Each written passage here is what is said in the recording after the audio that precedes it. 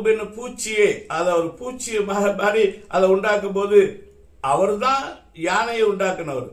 அவர் யானையை மாதிரி உருவாக்க முடியாதா? அவங்களுக்கு பூமியும் அது நிறைவும் கர்த்தருடையது என்று வேதம் நமக்கு சொல்லுது. அந்த கர்த்தருடைய பூமியில அவங்களுக்கு அதிகமான நிலப்பரப்பை கொடுக்க முடியாதா? சரி, அதை கொடுத்த இது பள்ளத்தாக்குகளும் மலைகள் உள்ள இடங்கள். அது நிறைய வறட்சியான பகுதிகள். அங்க பாலைவனம் அதிகம்.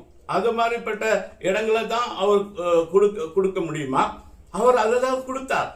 அவருக்கு தெரிஞ்சேதான் கொடுத்தார். அவர் கொடுத்து அவர் சொல்றாரு, ஏ பூச்சியே அப்படின்னு தான் கூப்பிடுறார், சிறு மந்தையே அப்படின்னு தான் கூப்பிடுறார், இறைமையாவ சிறு பிள்ளையே அப்படின்னு தான் கூப்பிடுறார். அவர் அப்படி கூப்பிடும்போது அவருக்கு தெரியும் இவன் சிறு பிள்ளையா இருக்கிறான். அவனுக்கு சொல்றாரு, உன்னை கொண்டு தேசங்களை கவிழ்க்கவும் இடிக்கவும் நாட்டவும் உன்னை நான் ஏற்படுத்தினேன், நீ சிறு பிள்ளை என்று சொல்லாது. நம்ம பார்க்க வேண்டியது, இஸ்ரவேலின் சிறு கூட்டமே பயப்படாதே, நான் உனக்கு துணை நிற்கிறேன். நமக்கு கூட இருக்கிறவர் யாரு அப்படின்னு சொல்லிட்டு நம்ம அறிந்து கொள்ளணும். அதை ரெகனைஸ் பண்ணணும்.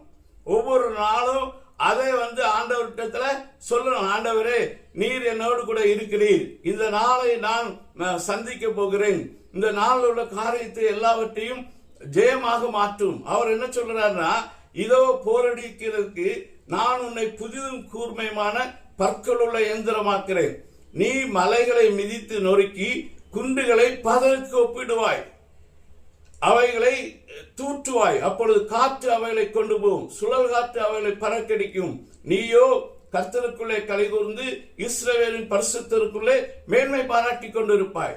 இன்னைக்கு நம்ம அந்த பைபிள்ல எழுதிருக்கெல்லாம் கட்டுக்கதைன்னு சொல்லலாம், மக்கள் சொல்லுவாங்க. ஆனா நம்ம அதை விசுவாசிக்கிறோம். தாவீது என்ற ஒரு சின்ன பையன் போய் கோலியாத்த ஒரு கவன் கல்லால முறியடித்தான். இதெல்லாம் நம்பக்கூடிய விஷயமா அப்படின்னு நினைப்போம். 40 நாட்கள் அந்த இஸ்ரவேல்ல ராணுவ பயிற்சியை பெற்ற வீரர்கள் எல்லாம் இருந்தாங்க, ராஜா இருந்தான். எல்லாரும் பயந்து, அவன் பேசுறத கேட்டாலே பயந்து நடுங்கி கொண்டிருந்தாங்க. அங்க சின்ன தாவீது அவன் சொன்னா, நீ நிந்திக்கிற சேனைகளின் கர்த்தராகிய இஸ்ரவேலின் தேவனுடைய நாமத்துல நான் உனக்கு எதிராக வரேன். நம்முடைய நாமத்தினால எதிர்த்து நிற்க கூடாது, நம்ம சொந்த பலத்துல இருக்கக்கூடாது. அவன் அந்த யுத்தத்தை தேவனுடைய யுத்தமாக மாத்தினான். இவன் அவங்க மாம்ச கண்ணால பாக்குறான், தாவீது ஒரு சின்ன பையனா இருக்கிறான். ஆனா தாவீது ஆவிக்குரிய கண்ணால பார்க்க